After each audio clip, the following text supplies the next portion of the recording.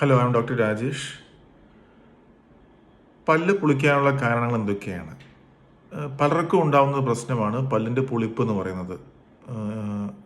ചിലർ പറയും വെള്ളം എടുക്കാൻ വയ്യ, തണുത്ത വെള്ളം എടുക്കാൻ വയ്യ, ഭയങ്കര പുളിപ്പാണെന്ന് പറയും. അപ്പോൾ എന്തുകൊണ്ടാണ് പല്ല് പുളിക്കുന്നത്? അതിനെക്കുറിച്ചാണ് സംസാരിക്കാൻ പോകുന്നത്. പല്ല് പുളിപ്പിൻ്റെ മെയിൻ റീസൺ എന്ന് പറയുന്നത് തേയ്മാനമാണ്. പല്ലിന് തേയ്മാനം 3 വിധത്തിലാണ് പറയുന്നത്: അട്രീഷൻ, അബ്രേഷൻ, ഇറോഷൻ.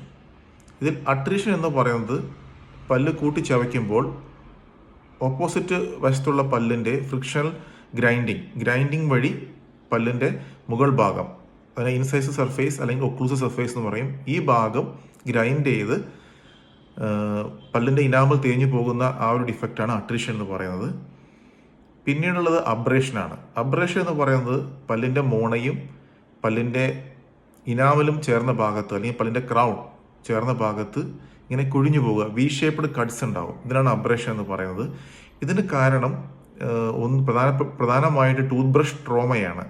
അത് ശരിയായ രീതിയിൽ ബ്രഷ് ചെയ്തില്ലെങ്കിൽ, നമ്മൾ ബ്രഷ് ഭയങ്കര ഹാർഡായിട്ടുള്ള അല്ലെങ്കിൽ എക്സ്ട്രാ ഹാർഡായിട്ടുള്ള ബ്രസ്സിൽ വെച്ച് നമ്മൾ ഭയങ്കര ഫോഴ്സിൽ ശരിയായ രീതിയിലല്ല നമ്മൾ ബ്രഷ് ചെയ്യുന്നുണ്ടെങ്കിൽ കാലക്രമേണ നമുക്ക് അബ്രേഷൻ വരും. അത് പുളിപ്പിന് കാരണമാകുന്നുണ്ട്.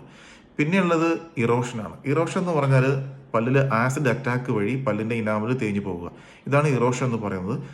ഇറോഷൻ വരുന്നത് 2 രീതിയിലാണ്. ഒന്ന്, നമ്മൾ ഒരുപാട് soft drinks, acidic soft drinks, അതിൽ citric acid, phosphoric acid, carbonic acid തുടങ്ങിയ ആസിഡ്സ് ഉണ്ട്. ഈ ആസിഡ്സ് പല്ലിൻ്റെ ഇനാമലിൽ തേയ്മാനം ഉണ്ടാക്കുന്നു. അങ്ങനെ ഇറോഷൻ വരാം. അല്ലെങ്കിൽ നമ്മൾ ഈ പെപ്റ്റിക് അൾസർ ഡിസീസ് അല്ലെങ്കിൽ ഗ്യാസ്ട്രൈറ്റിസ് എന്ന് പറയും, അതായത് നമ്മളെ ഈ സ്റ്റൊമക്കിൽ ആസിഡ്സ് തികട്ടി വരുന്ന ഒരു അസുഖം, അതിനെ ഗ്യാസ്ട്രോ ഈസോഫാജിയൽ റിഫ്ലക്സ് ഡിസീസ് എന്ന് പറയുന്നു, ഗേർഡ് എന്ന് പറയുന്നു, GERD. ഇതുള്ളവർക്ക് ഈ പുളിച്ചത് കെട്ടുക എന്ന് പറയും. ഇതുള്ളവർക്ക് പല്ലിന് കെമിക്കൽ ഇറോഷൻ സംഭവിക്കാം. അപ്പോൾ ഈ 3 കാരണങ്ങൾ, അട്രീഷൻ, അബ്രേഷൻ, ഇറോഷൻ വഴി പല്ലിന് പുളിപ്പ് വരാം.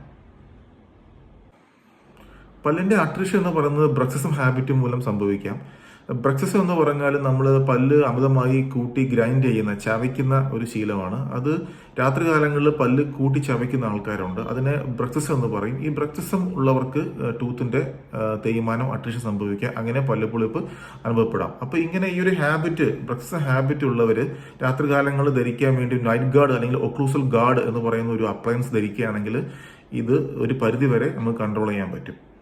പിന്നീടുള്ള പല്ലുപുളിപ്പിന്റെ കാരണങ്ങൾ ക്യാവിറ്റീസ് ആണ്. കേട് ഇനാമൽ കഴിഞ്ഞ് ഡെന്റിലേക്ക് എത്തിക്കഴിഞ്ഞാൽ പല്ലുപുളിപ്പ് അനുഭവപ്പെടാം.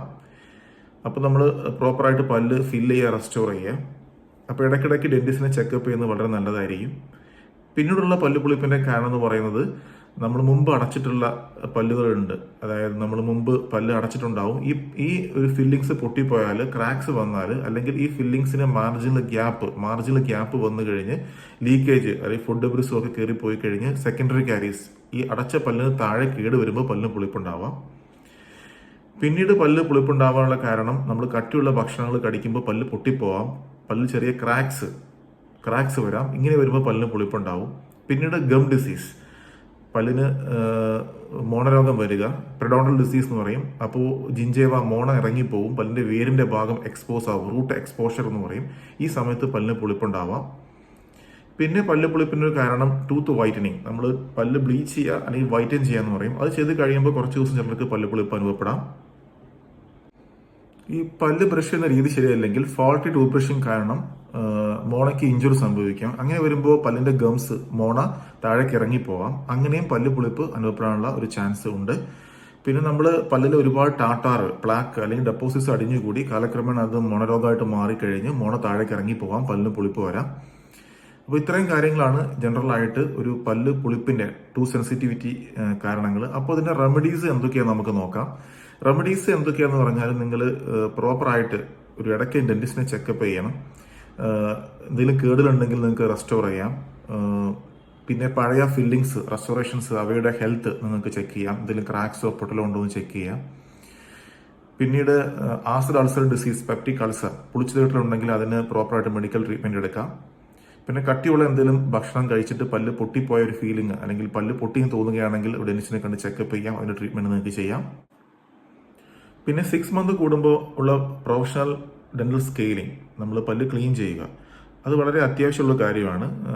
ചിലർക്ക് പല്ലിൽ പെട്ടെന്ന് തന്നെ കാൽക്കുലസ് അല്ലെങ്കിൽ പ്ലാക്ക് കാൽക്കുലസ് ഡെപ്പോസിറ്റ്സ് അടിഞ്ഞുകൂടാൻ ചാൻസ് ഉണ്ട്. അപ്പോൾ ഇവർ ഒരു 6 മന്ത് കൂടുമ്പോൾ പല്ലുകൾ ക്ലീൻ ചെയ്യുന്നത് ഒരു പരിധി വരെ നമ്മുടെ മോണരോഗം നമുക്ക് കൺട്രോൾ ചെയ്യാൻ പറ്റും. അപ്പോൾ ഇത്തരം മെഷേഴ്സ് വഴി നമുക്ക് പല്ലിൻ്റെ സെൻസിറ്റിവിറ്റി നമുക്കൊരു പരിധി വരെ നമുക്ക് അകറ്റി നിർത്താൻ പറ്റുന്നതാണ്. Thank you.